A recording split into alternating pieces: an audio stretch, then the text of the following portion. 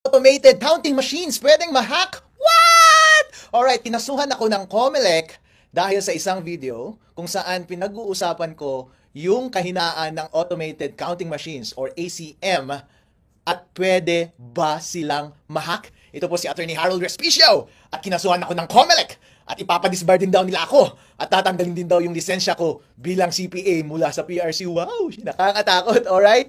Yung video na yon na sinasabi nila ay pinatanggal na nila mula sa Facebook, so hindi nyo ma-access. So pag-uusapan natin ngayong araw na ito kung ano yung laman ng video na iyon. Alright, ako bilang abogado ay isa rin akong IT expert kasi bago ako naging abogado ay isa akong CPA, nagtrabaho ako sa Deloitte, ang #1 auditing firm sa buong mundo, at ang expertise ko was Information Systems Audit. Kaya alam ko ang lahat ng mga bagay na yan. Marunong akong mag-code at marunong akong mag-hack. Ang trabaho ko before was tignan yung mga kahinaan ng mga computer systems at sasabihin ko, "Hoy, pwedeng i-hack ito, baka gusto mong ayusin." Actually, dun sa video na yun, sinabi ko lang na, "Hoy, COMELEC, merong kahinaan itong automated counting machines, baka gusto ninyong ayusin." So, Attorney Harold Respicio, ano ba yung sinasabi mong kahinaan doon sa video na yun? Ang sinabi ko was, sabi ko, kapag connected yung ACM sa internet bago mag-print ng election return, pwedeng ma-hack yung makina at madaya ang eleksyon. Wow, Attorney Harold Respicio, please explain.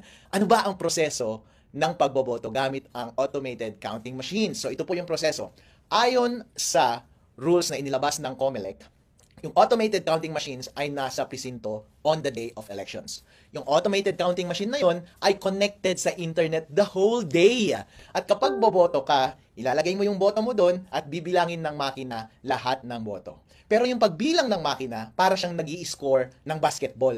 Habang bumoboto ang mga tao, merong running score. Pero hindi katulad ng basketball, yung score doon sa loob ng voting machine na yun, hindi mo nakikita, walang nakakakita. At makikita lamang yung final score pagkatapos na ng pagboto matapos ang alas 7 ng gabi on election day. At lalabas yung information na yun sa pamamagitan ng pagprint ng election return. Tapos yung makina, ipapadala niya yung result sa servers ng COMELEC at yun yung official na returns ng election.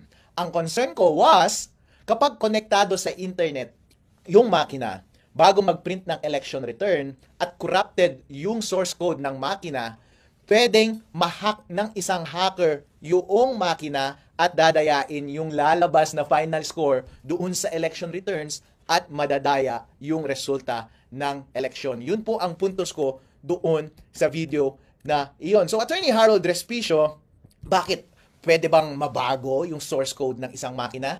Well, ang binanggit ko doon sa video was, pwede on principle basta may physical access ka sa makina. Bilang eksperto sa IT, ikaw din, kapag bumibili ka ng gadget mo doon sa Green Hills, di ba? Kapag nakaw yung cellphone na yun or nakaw yung laptop, pag dadalhin mo doon, babaguhin na nila yung source code ng computer na yun, kahit may password pa yung device na yun. Kasi, ang basic principle ng information system security is, basta may physical access sa device, ang isang masamang tao at gusto niyang baguhin yung source code ng makina na yon, pwede mong mabago yung source code ng makina na yon. So, on principle, ang mga makina ng pagboto, basta merong access ang tao dyan, pwedeng mabago yung source code. Ngayon, ang diniscuss ko doon sa video was, o sige, sinesecure nga ng COMELEC lahat ng makina na iyon.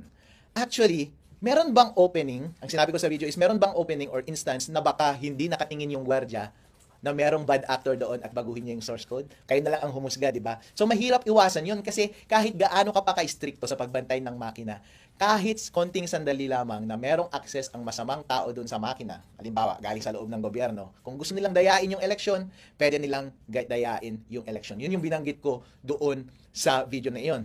Ngayon, hindi mo maiiwasan yung bagay na iyon. Kaya, ang alternatibo mong solusyon dyan ay, kapag nagtanim sila ng masamang code, source code doon sa makina at may opening sa hacker, pwedeng i-hack. Dapat ang gawin mo, during election day, wag mo siyang i-connect sa internet. Kasi kahit corrupted yung source code doon, kahit ano pa ang gawin ng hacker, hindi niya ma-access yung device. Therefore, hindi niya mababago yung score. And kapag hindi niya nabago yung score, ang lalabas na score ay yung tamang score sa makina at walang magagawa yung makina. Once i-connect mo na siya sa internet later at ipadala mo yung results sa server ng COMELEC, hindi mahirap nang dayahin nun kasi may kopya na lahat ng watcher ng totoong resulta ng eleksyon. Yun yung binabanggit ko na pwedeng opening doon sa video na iyon. Doon sa video na iyon, naging detailed ako sa pag-discuss ng teorya ng computer securities at paano i-take advantage yung kahinaan na yun doon sa sistema ng automated counting machine. So nag-code ako doon, dinemo ko kung paano mo talaga siya gagawin code by code, line by line, at ginamit ko itong laptop ko para i-demo in actuality paano siya gagawin. Para pag nakita ng COMELEC yung video na yun, oo nga no, o kaya nakita ng taong bayan yung video na yun, sasabihin nila, oo nga no, convincing yung explanation ni Harold. Pwede ngang mangyari. Ayusin na natin to. Actually, yun yung purpose ng video na yun eh. Yun yung hope ko na sana maayos ng COMELEC yung rules nila. Kasi, ang simple lang siyang pwedeng ayusin. Walang mawawala sa atin. Ang gagawin lang ng COMELEC is babaguhin niya lang yung rules niya kung paano natin i-handle yung ACM machines during election day. Kasi right now, may lunabas na rules ang ACM kung paano i-operate yung voting machine na yun on election day. At kapag babasahin mo yung rules, connected na siya sa internet on the whole day.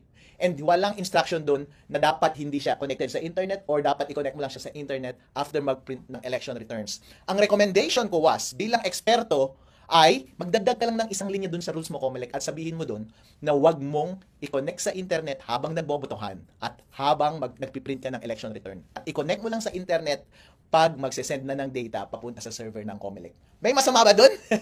Walang masama dun. Walang mawawala sa COMELEC, walang mawawala sa botante ng tao kapag yun ang gagawin mo. Yun lamang ay isang expert advice ko para mapabuti yung sistema ng COMELEC. Napakadaling solusyon po, Chairman George Garcia, okay? So sabi ng COMELEC, Attorney Harold Respicio, bakit naman kasi hindi mo na lang sinulatan yung COMELEC para i-report yan, para mag-usap kayo ng COMELEC? Bakit mo pa inilabas sa public? Actually, sir, nilabas ko yung video na yun on the day na nag-demo yung COMELEC doon sa aming probinsya, sa Rina Mercedes Isabela. Kasi tumatakbo rin akong Vice Mayor doon sa aming probinsya. And during demonstration, kinausap ko yung head ng COMELEC sa aming bayan. Tinanong ko siya about sa vulnerability na ito. Hindi niya masagot at dinismiss niya ako. Dismissive siya sa akin. Pinakausap niya sa akin yung provincial COMELEC. Tinanong ko siya, pinagalitan pa ako. Dinismiss niya ako at binabaliwala niya yung concern ko. So anong gagawin ko? Malamang kapag i-raise ko sa COMELEC, since ganun na yung attitude niyo COMELEC, wala na akong ibang choice. Kundi ibigay sa taong bayan yung impormasyon na yon at sila ang mismong magtutulak sa COMELEC na improve nila yung sistema nila. Alright? At sinasabi rin ng COMELEC ngayon, merong isang question na yang si Harold Respicio nagkakalat lang yan ng masamang impormasyon, misinformation. Kasi kung nagsisinungaling yung voter machine natin, kung pwedeng ma-hack, meron namang randomized audit. So, tama, pwede kang mag-randomized audit. Pero ibig sabihin ba walang nangyaring dayaan? Totally, hindi. Kasi, kapag meron ako bilang hacker at may access ako dun sa automated counting machine, pwede kong piliin yung machine na pwede kong dayain. Pwede kong sabihin na itong mga makinang ito, huwag nating dayain, pero yung makina number 1, 2, 3 dito sa precinct na to, dayain natin. Paano kapag dun sa randomized testing mo, ang itest mo ay yung mga makina na hindi nadaya?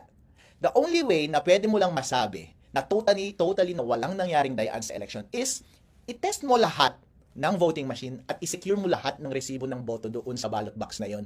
At dapat isa-isahin mo kung nagmamatch lahat ng ballot box at saka yung resulta ng boto. Since hindi ginagawa ng COMELEC, hindi nila pwedeng i-discount yung possibility na pwedeng madaya yung election. Yun yung point ko po doon sa video na iyon. Ang question pa sa akin ng media is, Attorney Harold, bakit ginamit mo ba yung, doon sa video mo, ginamit mo ba yung code ng COMELEC, source code ng COMELEC? Hindi! Wala akong kopya ng source code ng COMELEC. Wala akong kopya ng firmware ng voting machines. Wala akong access sa voting machines. Hindi ko alam. Pero lahat kasi ng prinsipyo ng lahat ng information systems, katulad ng mga ACM, ay pare-pareho lamang yan. Ang dinemo ko lang doon ay, kapag ako ay isang eksperto, ganito ang pwedeng mangyari para maayos itong sistema ng COMELEC. So, dinemonstrate ko doon kung saan yung mahina na parte. Kapag ako yung masamang individual na gustong dayain yung makina, ipinakita ko doon kung paano mo talaga i-code. Gamit ang ibang source code, gamit ang ibang equipment, ang ginamit ko lang na equipment is yung laptop ko, hindi yung actual voting machine.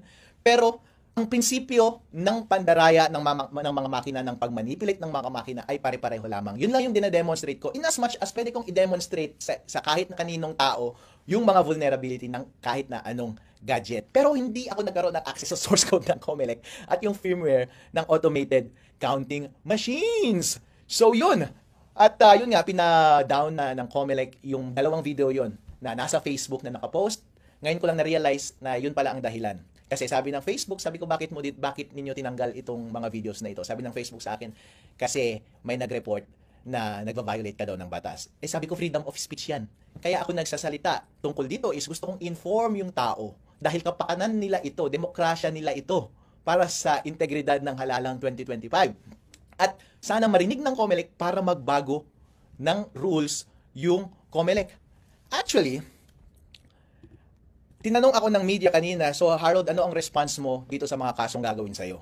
Kasi ipapadisbar ka pa daw sa Supreme Court at tatanggalin ka pa daw ng lisensya mo bilang Certified Public Accountant dyan sa PRC. So anong response mo? Talagang ganyan ang buhay. Wala tayong magagawa. Kung gusto nila, kunin na rin nila yung aso ko kasi gusto na naman nilang sirain ng buhay ko. Pero ang bottom line is, Chairman George Garcia, pagkakataon mo to na patunayan ang iyong sarili. Legacy mo ito. Hindi ko alam kung ito ang una o huli mo bilang chairman ng COMELEC. Gusto mo bang matandaan bilang chairman ng COMELEC na nagpapatahimik sa mga concerned citizen na gusto lamang ng tapat na eleksyon?